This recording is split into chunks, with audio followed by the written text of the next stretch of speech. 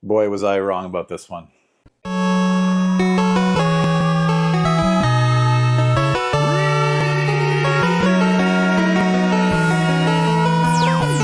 Canada. Hey, what's going on, guys? SeeJayAre here, back with another video. Today we're talking about Donkey Kong Bananza, which released last week, right about a week ago, exactly a week ago today, actually. And yeah, as many of you know, I said in previous videos that it wasn't a game that I was excited for. I got hands-on with a Nintendo Switch a couple months ago before it was released, when I was invited to the Switch 2 preview event. I spent a good amount of time with the Donkey Kong demo, probably a good 30 minutes, and I was underwhelmed. You know, I thought it was interesting. I thought it was kind of cool, the destruction mechanic, but it really didn't excite me at all. And I expressed that in previous videos. And you know, shout out to Nintendo. I have to say thank you to them for providing the code for this game so that I could check it out and bring you this kind of mini review. I'm about 10 hours in. I haven't completed it. This game could stretch very long, as long as you want it to. Actually, I've spent a good amount of time just destroying things, as I'm sure many people have. But yeah, so in the demo, you know, I kind of felt like it was Knack-like. Knack, if you guys remember Knack. I actually really enjoyed Knack 1 and 2 back on the PS4. But I just didn't see it really as kind of like a marquee, big release that people were going to get too excited about. Kind of a B-tier release. And that's kind of what people were calling it. Yeah, so I got some hands-on with it, enjoyed it, thought it was interesting, but didn't really think much of it. Wasn't really planning on picking it up. You know, the price for this game is quite hefty. So maybe I considered picking it up used or something like that. So, but yeah, in the previous week or two, you heard a bunch of people who had played it and had a longer extended period of time with the game. And everybody seemed to be gushing about it. It came out that the team behind it was the same team behind the Mario Odyssey game. So my excitement started building a little bit more. And then on, I believe it was last Thursday, when the early reviews hit and IGN gave it a 10. Now, I'm not going to take every IGN score for what it is, but I use it as a barometer sometimes of like, okay, well, if they're giving it a 10, it's at least something to look into, right? So that was kind of shocking to me that they called it a masterpiece. I was not expecting that. I assumed it would get 7, 8s, you know, maybe some 9s, but there's really been kind of overwhelming positivity when it comes to the reviews of this game. So my excitement built up quite substantially. And yeah, when I received the code from Nintendo, I was actually quite excited to play it. And man, I'm happy to say that I love this game. I absolutely love this game. I'm having a ton of fun.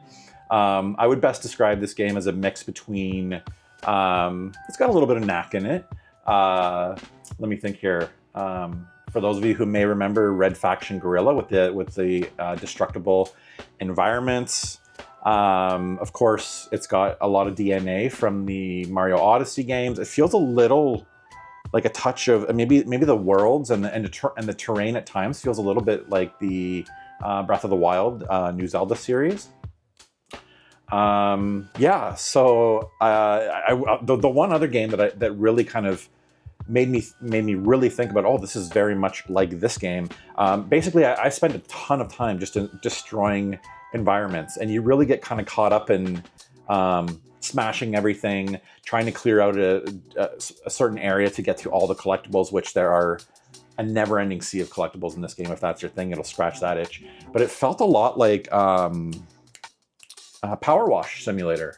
It just kind of in the sense that it had that same sort of satisfaction of you know, cleaning up an area and completing one section. I found myself smashing certain areas and trying to clear out that section of the smashable terrain and finding all the collectibles in that designated area. And like I said, you can spend hours and hours and hours of just doing that. Like I said, I'm about 10 hours in, but I've probably spent half that time just smashing stuff. So yeah, plenty of game to be played. I know the campaign is, you know, depending on how long you want to stretch it out, 15, 20 hours, if not longer.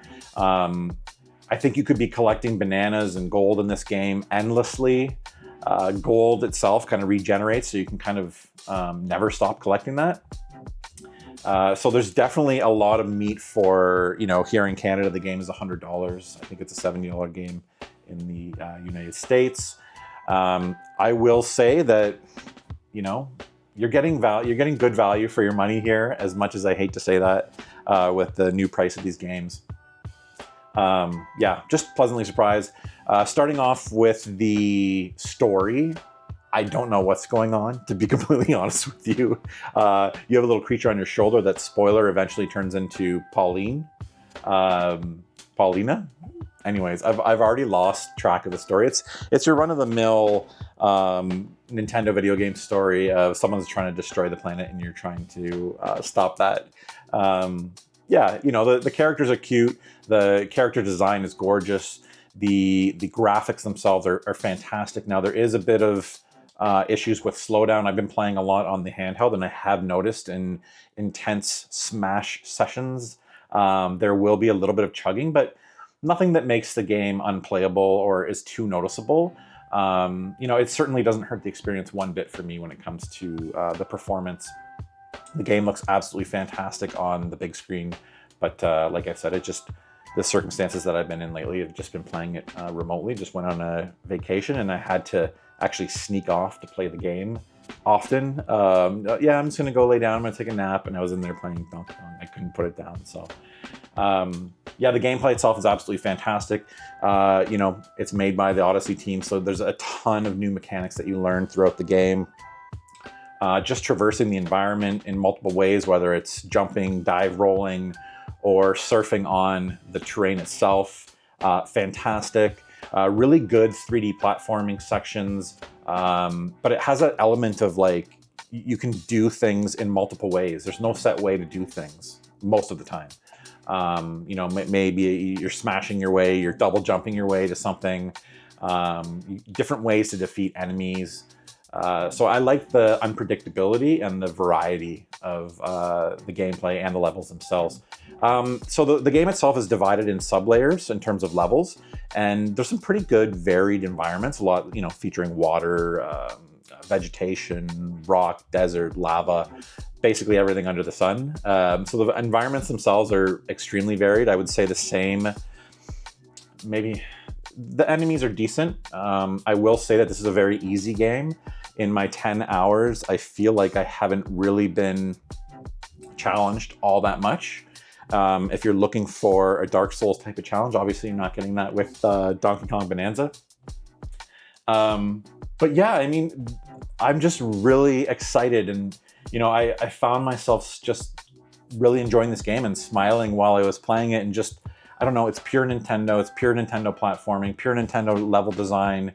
The music is fantastic. You can collect soundtrack tracks throughout the game as well.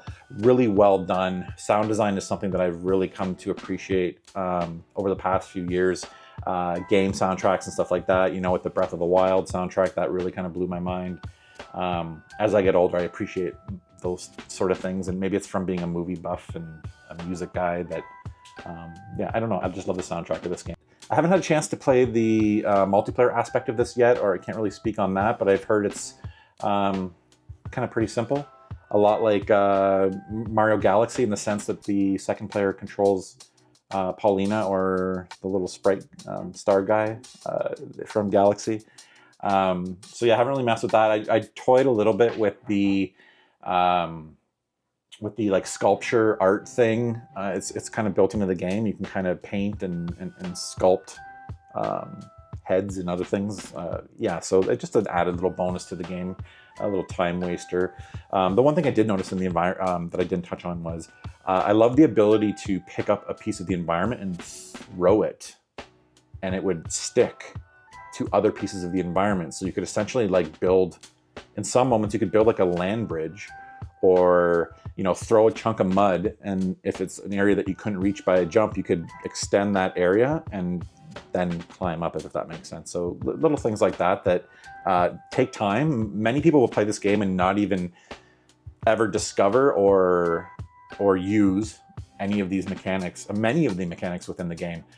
It's a whole lot of trial and error, and that comes with just getting into one of these worlds and messing around, smashing, building, throwing, jumping, surfing around the environment. Now, if you just want to mainline this game, I think you're missing out on a lot of that fun. So anyways, guys, those are my quick thoughts on Donkey Kong Bonanza.